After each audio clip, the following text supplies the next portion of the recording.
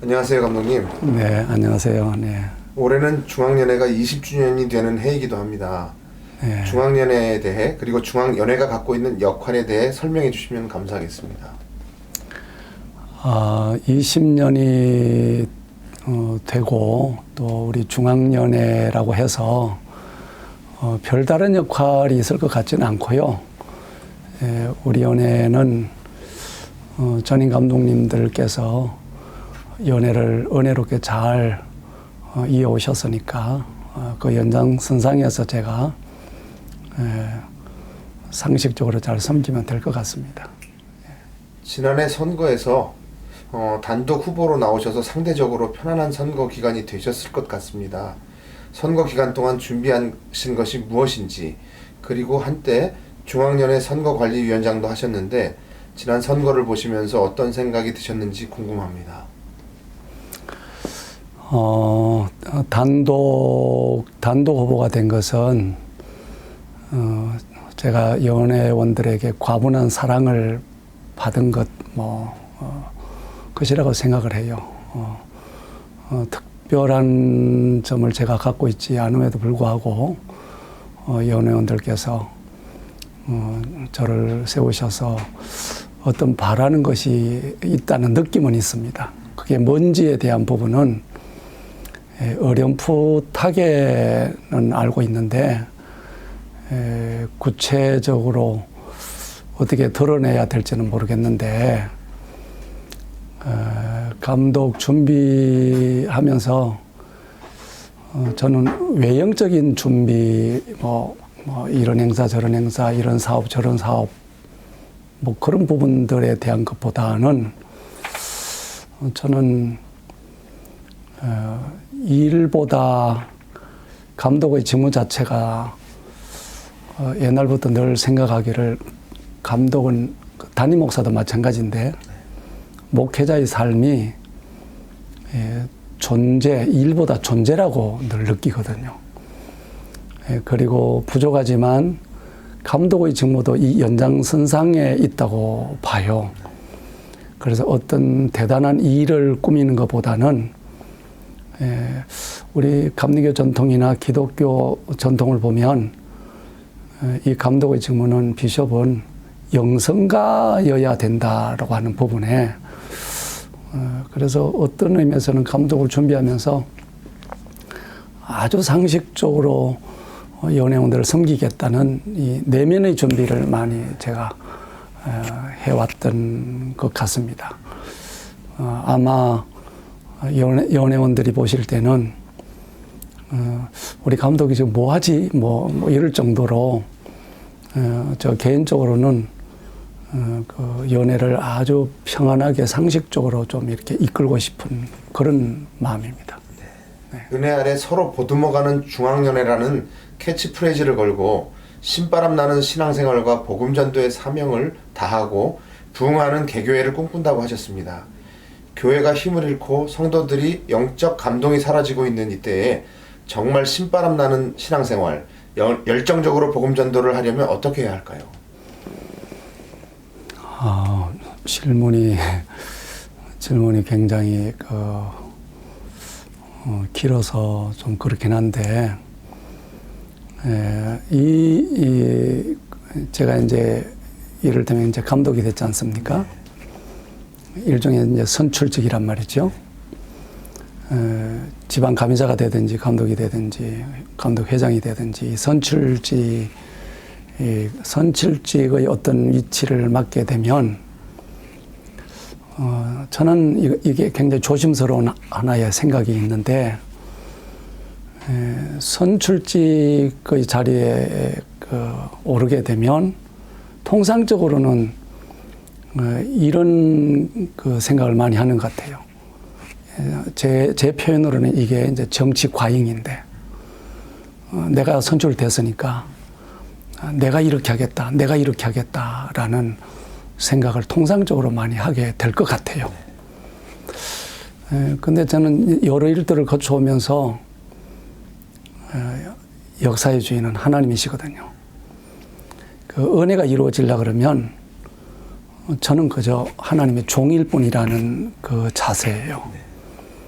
이거를 놓쳐버리면 정치 과잉이 되거나 감독이 그 어떤 일을 막 주인 노릇하면서 연애를 이끌려고 하는 뭐 책임감을 가져야 되는 부분은 맞는 것 같지만 감독이 지나치게 다시 말씀드리면 정치 과잉이 되거나 또 주인 노릇하거나 이렇게 되면 전체적으로 그 은혜가 소멸된다는 생각을 그는 개체교회를 섬길 때도 마찬가지입니다. 그래서 저는 이 부분에 대해서 성령의 연례 가운데도 가장 마지막 부분이 절제잖아요.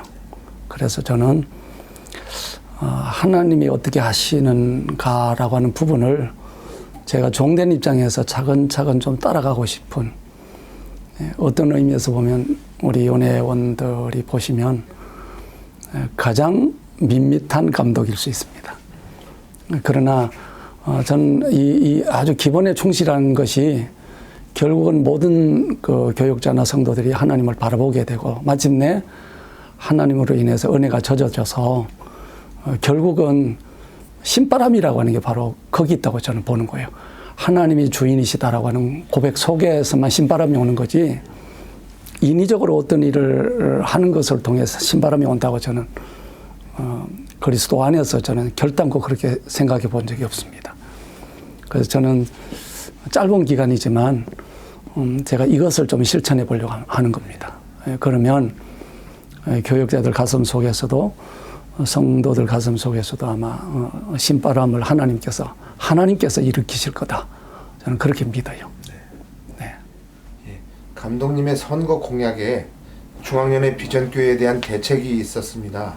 날로 심각해져 가고 있는 비전교회 문제의 원인이 어디에 있다고 보시는지요? 그리고 그 대안에 대해서 이야기를 듣고 싶습니다. 비전교회 문제는 뭐 어제 오늘 일이 아니잖아요. 그리고 몇 가지 뭐 방법을 내서 해결할 수 있는 부분도 아니고요. 저도 다 비전교회 다 거쳐서 이제 달려온 세월이 있고요. 비전교회 문제는 저는 기본적으로 교회들이 또 교단이 이걸 마치 구제적인 차원에서 접근하는 것은 저는 아니라고 보거든요. 그 비전교회 문제는 저도 작은 교회 섬겨보고 다 했지만 규모에 상관없이 큰 교회든지 작은 교회든지 그 상호 존중이 필요한 것 같고요. 비전교회에 계시는 분들이 이게 교단 안에서 나도 그 일원이라는 그 느낌과 그리고 이게 비전교회가 단순히 뭐 경제적인 문제라든지 교인 수의 문제라기보다는 이 교회 공동체의 근원적인 부분인 것 같아요.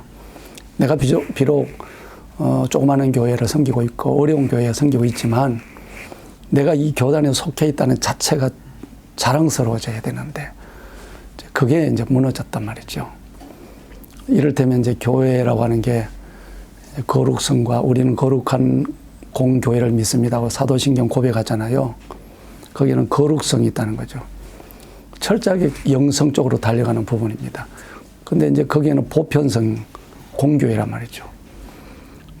내가 비록 생활적으로나 여러 가지로 어렵다 할지라도 정말 내가 사랑받고 있고 우리 교단 안에 내가 존중하고 따라가보고 싶은 선배 목사님들이 많이 계시다라고 하는 이것이 복원돼야 비전교회 문제도 그분들도 서로 힘을 내서 살아갈 수 있다라고 저는 이제 그 외에 물론 우리 뭐 연애적으로 뭐 돕는 일이라든지 뭐 세미나라든지 여러 가지는 준비하고 있죠.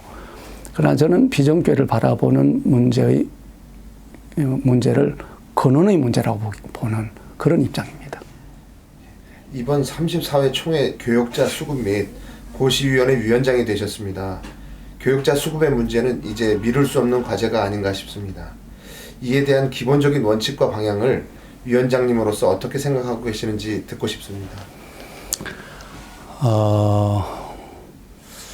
수급위원회가 주로 하는 일이 수련 목회자 시험과 개체교회가 수련 목회자를 요청하는 부분을 이제 수급 조절하는 문제입니다. 올해는 예년에 비해서 조금 더 뽑았습니다.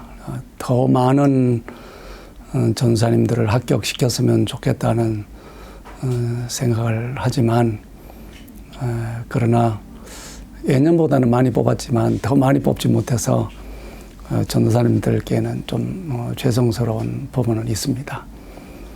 그러나 예년보다는 좀 많이 뽑았다는 것을 전사님들께서 좀 아시고 힘을 냈으면 좋겠고요. 이게 수급위원회, 제가 이제 위원장을 맡기 전에 예년에는 제가 위원으로 같이 참여했거든요.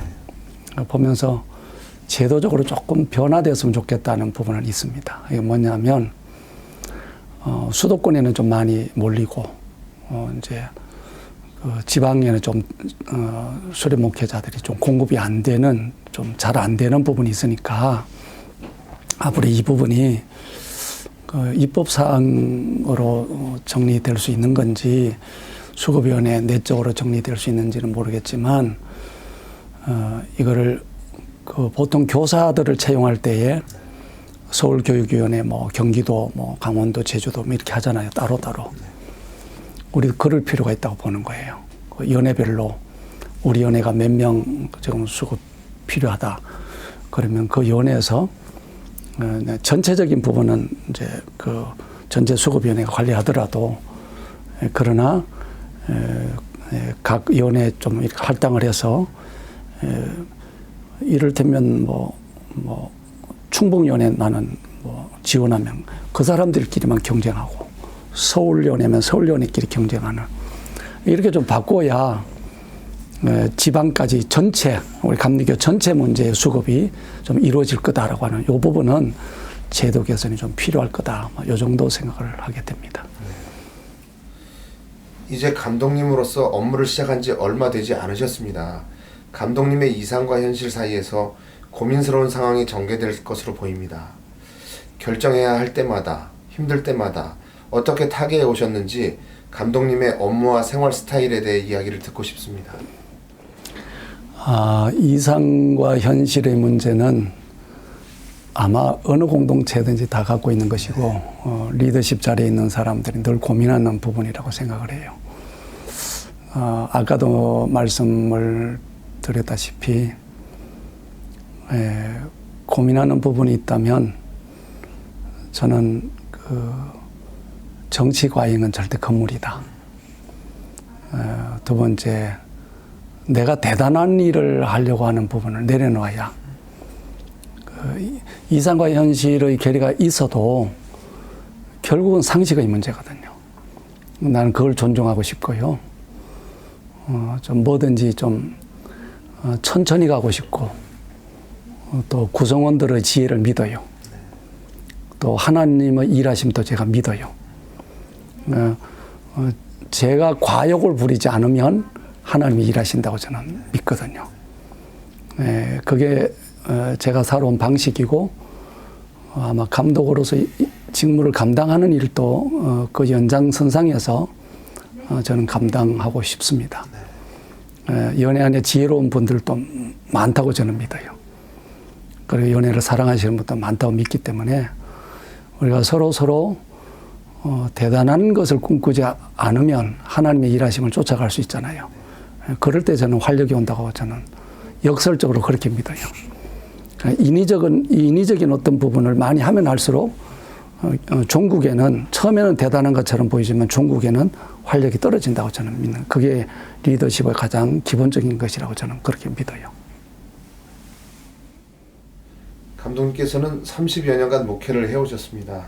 그동안 해오신 목회에 대해 말씀 부탁드리겠습니다. 네,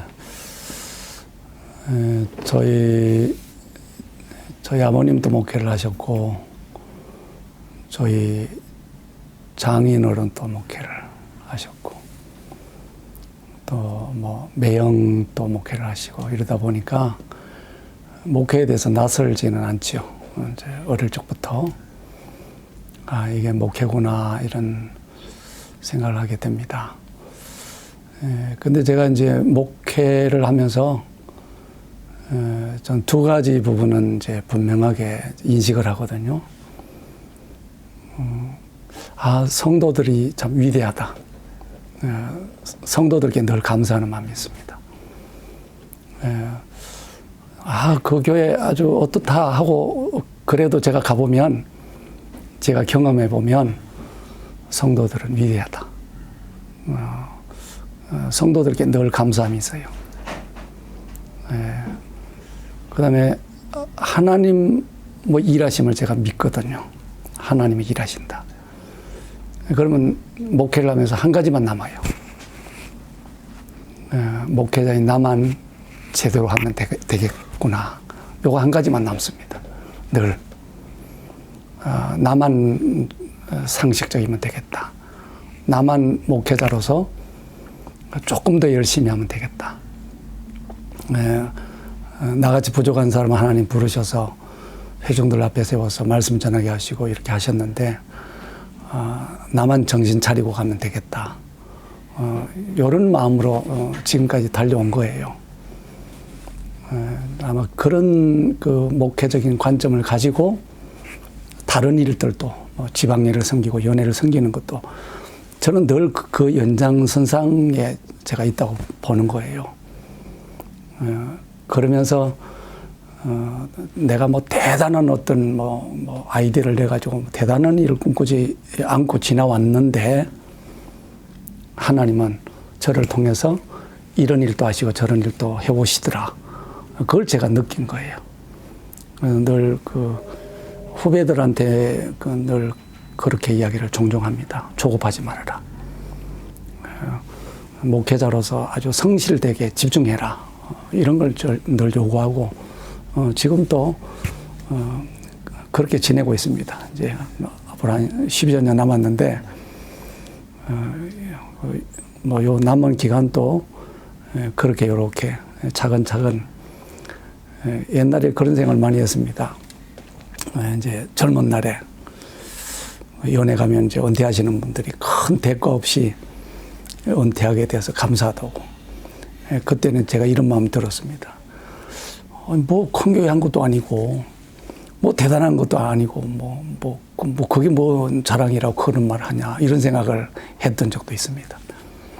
한 30여 년 이렇게 와보니까, 그게 대단한, 대가 없이 지나온 세월이 그게 대단한 거다. 그런 느낌이에요. 그렇게 앞으로도 그렇게 살고 싶고, 대가 없이 은퇴하고 싶습니다. 이제 마지막 질문 드리겠습니다. 중앙연의 목회자들과 성도들에게 당부하고 싶은 말씀이 있다면 이 자리를 빌어서 한 말씀 부탁드리겠습니다. 제가 특별히 당부랄 거는 없고요. 서로를 위해서 좀 기도해 주시면 좋겠다. 서로를 존중하고 서로 사랑했으면 좋겠다. 함부로 남을 비판하지 않았으면 좋겠고, 업신여기지 않았으면 좋겠다. 기독교 공동체의 가장 기본적인 자세로 좀 돌아가고 싶다. 이제 그런 생각입니다. 그리고 감독으로서 우리 연예인들에게 한 가지를 늘 소망하는데, 어떤 분에게든지 좀 나로 인해서 상처가 되지 않았으면 좋겠다. 그걸 제 스스로 조심하고 싶고, 우리 연예인 모두가 서로 예수 그리스도 안에 은혜 받은 자로서 서로 존중하면서 잘 지냈으면 좋겠다. 그런 생각을 하게 됩니다. 또 부족한 감독을 위해서 많이 기도해 주십사, 이렇게 부탁을 드리고 싶고요. 그렇습니다.